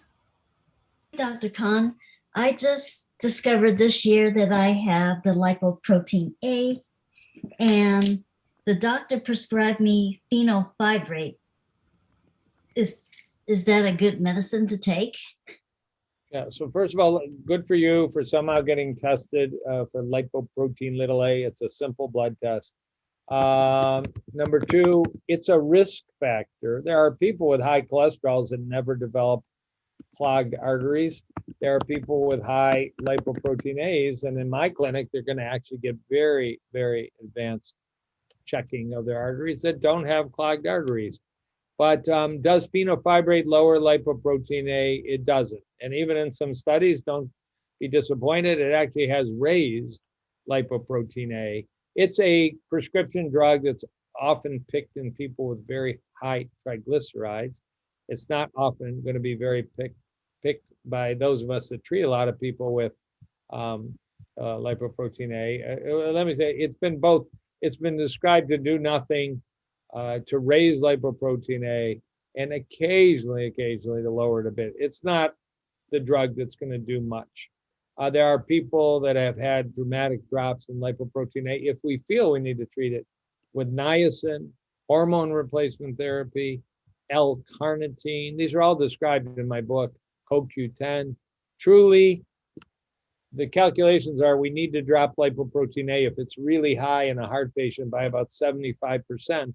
And that's most likely going to require these new prescription drugs that are about 4 years away from release. So we've got a little ways to go. But the thing is, if you want to know if that's working for you, get retested in 8 to 12 weeks. We've certainly had those drugs for 30 years. I mean, they're reasonably safe, but I wouldn't put them on my radar screen as a choice that I typically would look for lipoprotein little a. Thanks, Dr. Kahn. Up next, we have Margaret. Margaret, if you go ahead and unmute yourself. Hi, Margaret. Hi. Thank you so much, doctor, for taking my call. Real quickly, I'm 64 years old, and back in October, I had a calcium scoring test done. It came back as 529. And right then I started Dr. Esselstein's plan. And in 2.5 months, I got my cholesterol down to 105. Wow. I haven't had any oil, any animal products at all, just chia seed and flaxseed. But my cardiologist told me I really shouldn't have the calcium scoring redone because chances are it would be higher. Does that make any sense? It doesn't make sense to me. Yeah. How long ago was that first one? Sorry. It was done in October. Oh yeah. October. I actually agree with your cardiologist. I wouldn't do it. You one, will be getting radiation. Number two, you already have a kick in the butt, and he has, or she has, your cardiologist, some reason to encourage you to make big improvements.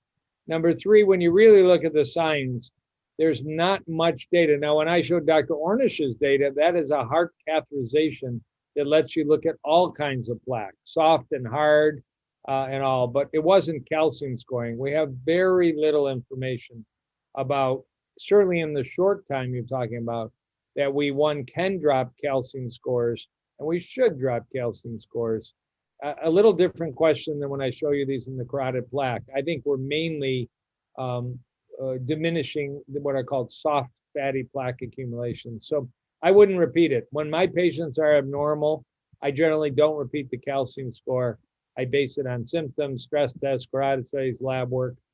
And if they're really insistent, do I have anybody in my practice that said, I'm going to go get another one, and they've come back lower? They have, but they don't come back zero. If you're a zero, you want to stay zero. So I actually agree with it. I would, and if you said your calcium score was 22, I mean, that is abnormal, but that's still closer to zero than it is to 1,000. Thanks, Dr. Kahn. Up next, we have Denise. Denise, if you can unmute yourself, please. Sure. Thank you so much. I love listening to you. I love your podcast. I wanted to ask you some advice about coconut products. I think many of us in the whole food plant-based eating plan, we've heard about coconut oil, don't eat it, saturated fat.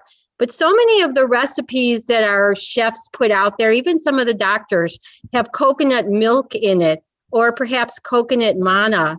And for people who, are still not at optimal numbers yet, I wanted to know what your advice is, on a product like coconut milk or coconut manna. Yeah. So, I mean, truly, coconut manna, even though I've owned 2 pretty big restaurants that had a big baking program, I'm not particularly familiar with. I mean, the most notorious one, of course, there's a raw coconut, which basically nobody eats in this country with any frequency other than maybe on a beach vacation.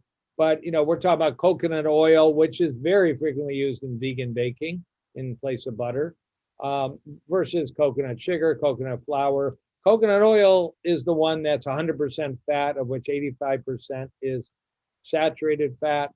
And there are people that are highly sensitive to adding that amount of saturated fat in their diet. Their cholesterol in 3, 4, 5, 6 weeks can go up dramatically. They're called hyperabsorbers of saturated fat. They might have certain genes called ApoE4, or one that I have called the fat gene. Am I glad I have the fat gene? But I thank you, Mom and Dad. And it just makes me, I'm very intolerant of saturated fat in the diet. I know that genetically, and I've seen it in my labs. And there's many people out there that are the same. They haven't been tested. So coconut oil is in general recommended to be a no. And there is medical science. There's a big paper in a journal called Circulation in January 2020 that looked at the frequency of raising your LDL cholesterol by adding in coconut oil. And it's almost an anticipated event, and not one you really would invite for sure.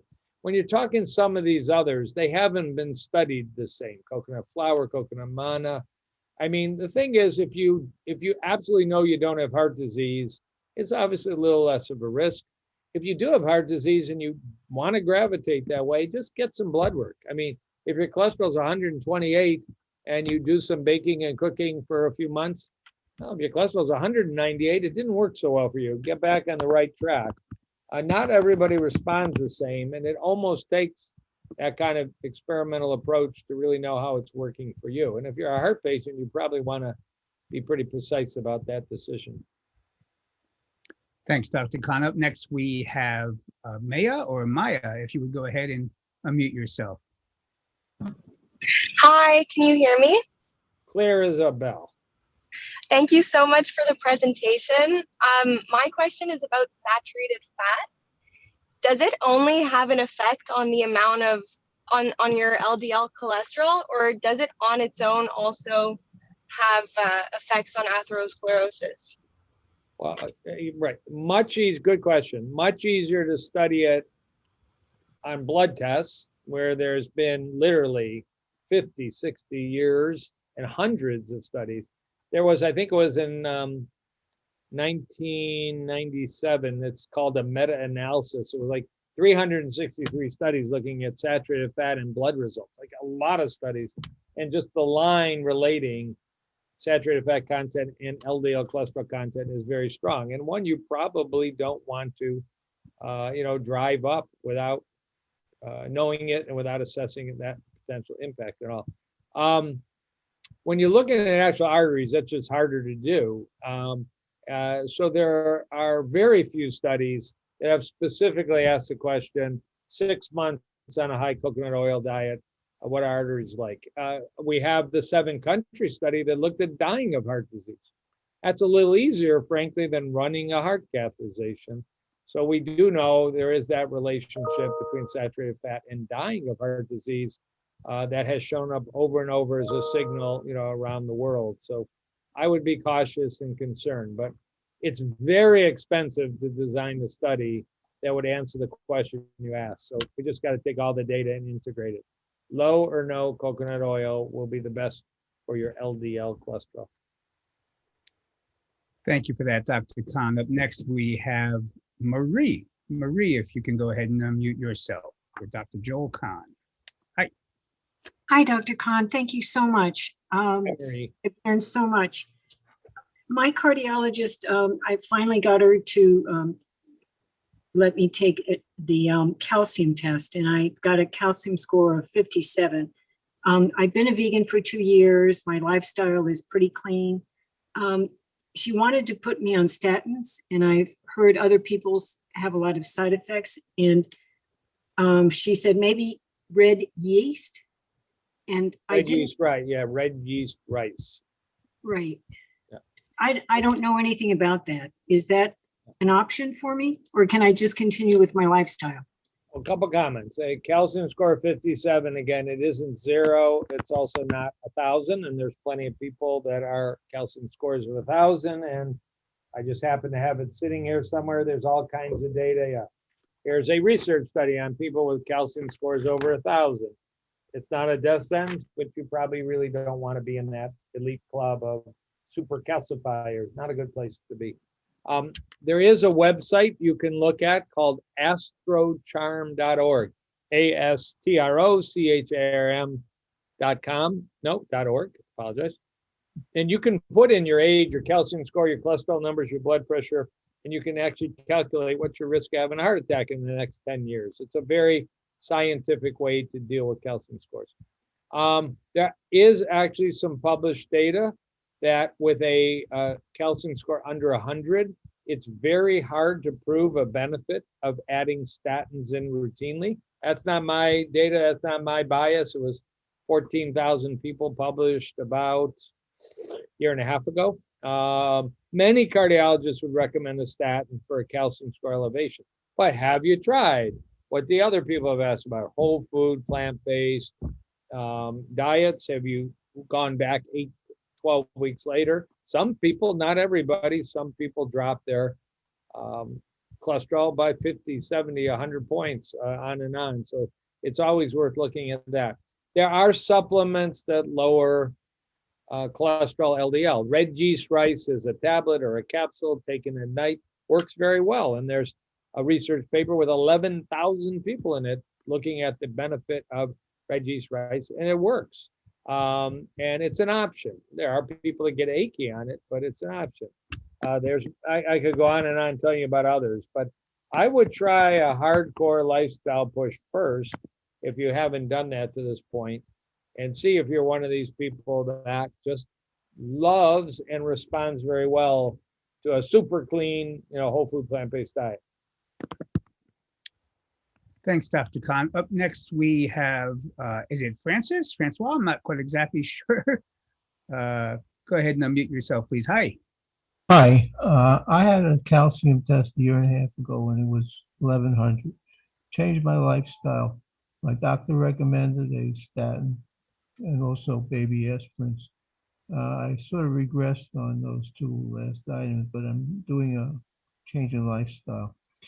You said not to repeat it. Okay, I believe that. But is baby aspirin and the other statin necessary? Yeah, there has been a feeling, Dr. Williams has also commented on this, that if your calcium score is over 100, a baby aspirin a day was reasonable. But about 6 months ago in Dallas at the University of Texas, Parkland, they had actual data. At 81 milligram aspirin, I'd highly advise. I hope at some point you've done a stress test. I would absolutely order a stress test on a patient with a calcium score of 1100. It can be a routine stress test, a stress echo test, it could be a stress nuclear. There is data in that range about statins probably being a benefit. We don't have a big randomized study. Now, if you can get your cholesterol to 102 or something like that with diet and fitness, you might argue, you need a statin once a week or something silly. Maybe you don't need it all, but you do want your numbers really good. And I certainly would suggest you get your lipoprotein A checked. I've written an article. If you go to my clinic website, it was shown there for a minute, KahnLongevityCenter.com. I have a blog site with several papers. What do you do when your calcium score is high? And they're very detailed. It's also a very natural approach. And there it is again, everybody. You can take that down now, KahnLongevityCenter.com, right? And up next, Dr. Kahn, we have Rita. Rita, if you would go ahead and unmute, please. Hi, Dr. Kahn. This is Rita. We met a few years ago at the World Vegetarian Vegans at the HK Shah's in Long Island, New York, if you remember. And I do not know, I think you also remember, my friend, the integrative and functional medicine cardiologist, Regina Drews. Oh, I know Regina very well, yes. We are colleagues. And just a question for you, that the lab, I think it's the Cleveland Heart Clinic people have joined hand with the LabCorp for the cardio IQ test. Obviously, physicians are not aware of it. And many of the cardiologists also may need help in reading that test. Have you used it, or what are your thoughts when you see that? Because I had asked Dr. Houston also, he didn't seem to be kind of much more, but what are your views? Well, you're right. There was, and I have no financial conflicts, there was a startup in Cleveland called Cleveland Heart Lab about a decade ago. Cleveland Clinic owned 10% of it. They actually sold the business about 3.5 years ago to Quest Lab. You said LabCorp, but it's actually Quest. So, Quest is the largest lab provider. It's what I use personally. Again, no financial interest, just the access to every advanced lab that's out there from the Cleveland Heart Lab and the Quest family. LabCorp does almost everything you need. There's a couple like TMAO, you might not get a LabCorp. And some people still send to, it's called Boston Heart or True Health. But all of that is to say advanced labs beat simple labs when you're dealing with complex situations. So I know, Dr. Houston likes a company, now that I think about it, called Vibrant. I mean, it's really just to say, don't settle for average labs, do some other options. Thanks, Dr. Kahn. Up next, we have Mary. Mary, if you'd go ahead and unmute, please. Hi, Dr. Kahn. This was just an incredibly informative presentation, and I really loved it. Thank you. I've been asking in the chat window about the possibility of getting your slides as a PDF because they were not legible on full screen. I still couldn't read all the type on them. I'm super interested in what you have to say. Sure. I'm happy to share them. None of them are proprietary or secret. So it's totally up to the organization how they handle that, but no problem. Thanks. And I guess, Dr. Kahn, we can work that out afterwards with our team, and sure, perhaps you can send them over to us. Thank you. Up next, we have Linda. Linda, if you would go ahead and unmute, please. Hi, Dr. Kahn. I'm a big fan and follower. I listen to your PCast every week. I have a problem. I have been following a whole food plant-based diet, more or less about 90% for a few years. And at first I saw my cholesterol and LDL get down to almost normal, very excited. I'm not overweight. I'm 68 years old, but couldn't get it low enough. And I do have high lipoprotein A. Currently it's 90. And my calcium score was like 42, a little bit of plaque in my carotid artery, so on and so forth. So I finally, after many years, agreed to go on a statin.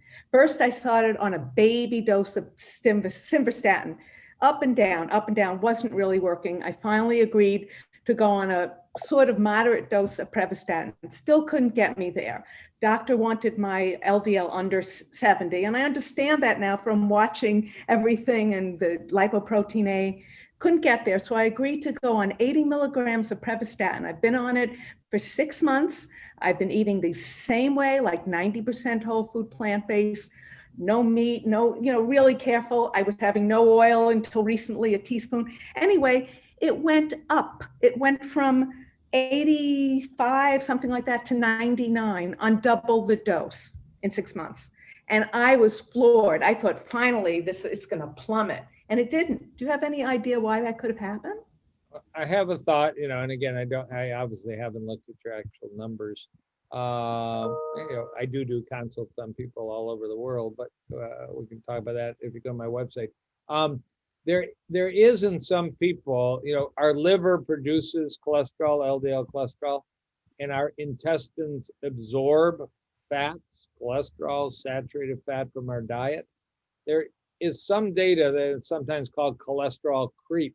The body's pretty tricky. I mean, your LDL cholesterol production is dropped by a statin, and the intestines increase the absorption of fats and cholesterol from the diet. And even if you're eating no fat, your liver's making fats that show up in your bile, that show up in your intestine all the time. You want that, you can't help that.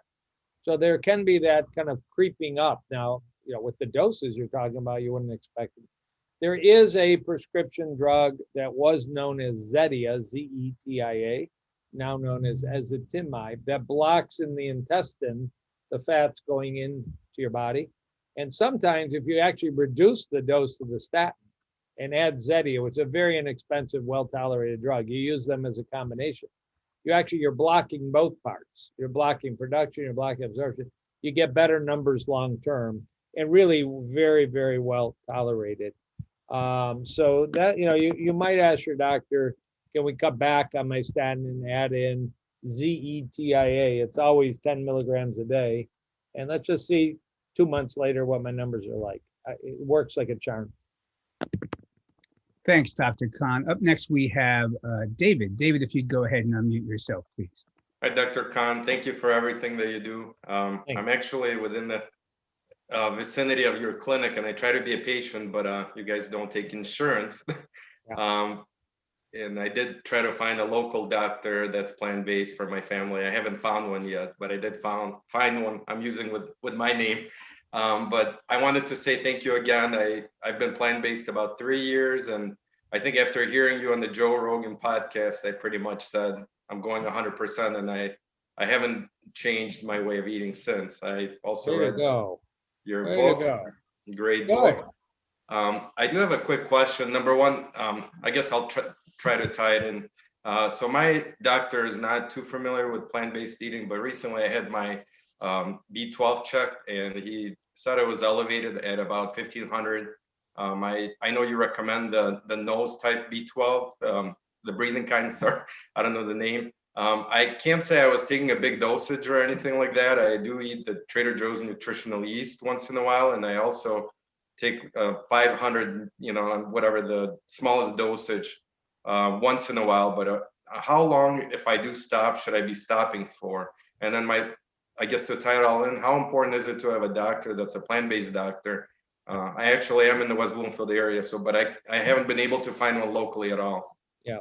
So well, they're both good questions. Just quickly, I counsel people all the time. There's something comfortable about going to a plant-based doctor that understands what you're talking about. But I don't think it's necessary because frankly, most doctors aren't going to ask you, what was your breakfast, lunch, and dinner today? And, should you be successful and you show up with thinner waist, better blood pressure, better blood sugar, when they see the results, you can tell them why and make a believer out of them. The odds are they're going to keep on eating steak and eggs on average, but doctors are getting the same input that the public's getting, that this stuff is real and helps. But I don't think you absolutely need one if it's going well for you. And if it's not going well for you, you might need a plant-based dietitian or some other, resource like that. Number two, until recently, the idea that too much B12 was to be ignored wasn't much of an issue. But there is only one study, and it's a big database, and people with super high B12 levels had a little higher risk. And I think I want to say actually lung cancer, not one you want to screw around with, but there's many, many factors. Again, associations Not proven, but it's led some people to say, maybe you just need your B12. Number one, get your blood checked, because there's more people that, well, that's not true. There's more people that are high than are low. But you might want to avoid, if it's a typical lab that says, unmeasurably high, you might choose to cut back a little bit. Okay. Thanks, Dr. Kahn. Looks like if it's okay with you, we'll take one more question. Sure. Great, thank you. And so up next, we have, I'm going to ask Sean to go ahead and unmute. Sean, go ahead, right ahead. Oh, just got to make sure you unmute, Sean. Let's see if you're able to do that. Sean, are you able to unmute? And maybe not. Let me try one more time with Norma. Norma, are you able to unmute? Yes. Hi, Dr. Ken. Hi. Hi. I do everything that I should for years. Diet, exercise, yoga, everything. And I have high blood pressure, like 140 something, 90. That's a bummer. Okay, so I really behave very well. So yes, I do. I even bought the Respiron. I don't know if you know about this, the breathing device that teaches how Yeah, to respirate. Yes. So I do everything I can. So Yeah. what could be a reason for high blood pressure? I'm 65. Yeah, and again, I'll be succinct. I find accurately measuring blood pressure one of the biggest challenges we have in medicine. There's actually statistics that in the entire world, more people die of high blood pressure related diseases, kidney failure, heart disease, heart failure, than anything else. And we've got the stinking cough, and we get nervous about it, we get anxious about it, and we freak out in the doctor's office. But what's the alternative? All you can do is carefully, relax and breathe and close your eyes and check your blood pressure 3 or 4 times in a row and do it pretty frequent. Or there is something called a 24-hour blood pressure cuff. Some doctors' offices like mine have. They're not expensive. And you actually get many more numbers automatically. And it's something I'd recommend. Make sure you actually have high blood pressure. You might want to do some of the blood tests that I talked about, the microalbuminuria. Do you have any protein in your urine, which is a marker of high blood pressure you don't want to ignore? But, there's a whole lifestyle to blood pressure. There's infrared sauna, there's meditation, there's flax seeds, there's hibiscus tea, there's magnesium, there's L-carnitine. There are supplements, garlic, aged garlic. Honestly, there's some genetic input too, and it's challenging to get everybody off. I've asked, like at True North, people go there for blood pressure and they're put on a complete water fasted diet. I don't want to quote for them, but when I ask the question, maybe 75 to 80% of people respond enough with what I would call really dramatic, input. But it's not 100%, even with that, 2-3 weeks of one of the more aggressive approaches. So, it can be really challenging. Trying some fasting. I'm a fan of something called the fasting mimicking diet from Dr. Longo. That's my approach to fasting that I use in the clinic, but there's other ways to it too. Thank you so much, Dr. Kahn. I also want to make sure, and you've been extremely gracious with all of your time in this Q&A, I want to make sure that everybody knows that not only were you here today, but you're coming back on Sunday night with us, right, for the panel? It's a party. That's my favorite, when we get to interact back and forth. That is a panel. And when we talk about a panel, folks, we're talking about Dr. Joel Kahn will be there. He'll be there with Kim Williams, Dr. Kim Williams, who, of course, is coming out any minute now for our next lecture, but also Dr. Dale Bredesen, who was with us just recently over the past couple of days, and Dr. Joel Furman will also be a part of that panel. And so in case you don't know, that is the How to Dramatically Reduce Obesity, Heart Disease, Cancer, Diabetes, and Alzheimer's with Diet and Lifestyle panel. And so Dr. Kahn, we're thrilled that you're going to be back with us for that as well. And I just want to double check here. I think we have Dr. Kim Williams coming out, your buddy, any minute now. While we wait for him, we're taking advantage of you. Do you have room for one more question? One, I want to say I'm really glad I gave Kim Williams a great shout out, and Joel Furman, not knowing, remember he is on the panel. I want to keep my friends my friends. But anyways, yeah, one more, no problem. Yeah, that's great. We sure do appreciate it. And yes, it's no coincidence that birds of a feather flock together, right? So, Right. Okay. So with that, I'm going to go ahead and ask Deborah to unmute. Deborah, if we can have you unmute. Hi, Deborah. Hi, thank you. Hi, doctor. Hi.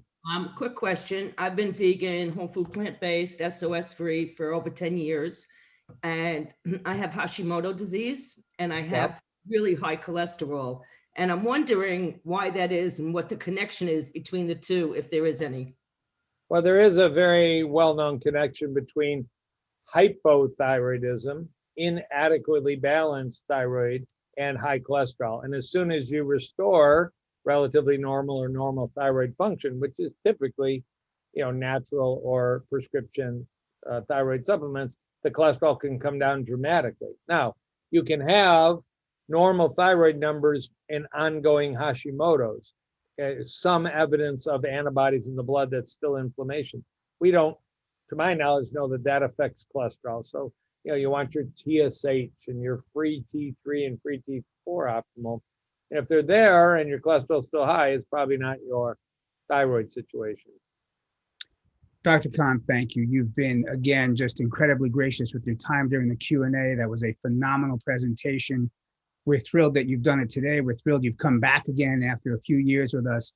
And we're looking forward to seeing you on Sunday night. I want to thank you up and down, but I got to tell you, I have a few people I think that want to thank you personally as well. If our tech team can unmute our audience, please. What do you want to say to Dr. Kahn? Thank you for your time. Thank you. Thank you. Thank you very much. Thank you very much. Thank you for your time and effort. That was fantastic. Thank you so much. Dr. Kahn. Awesome. Thank you. Thank you so much, Dr. Dr. Kahn.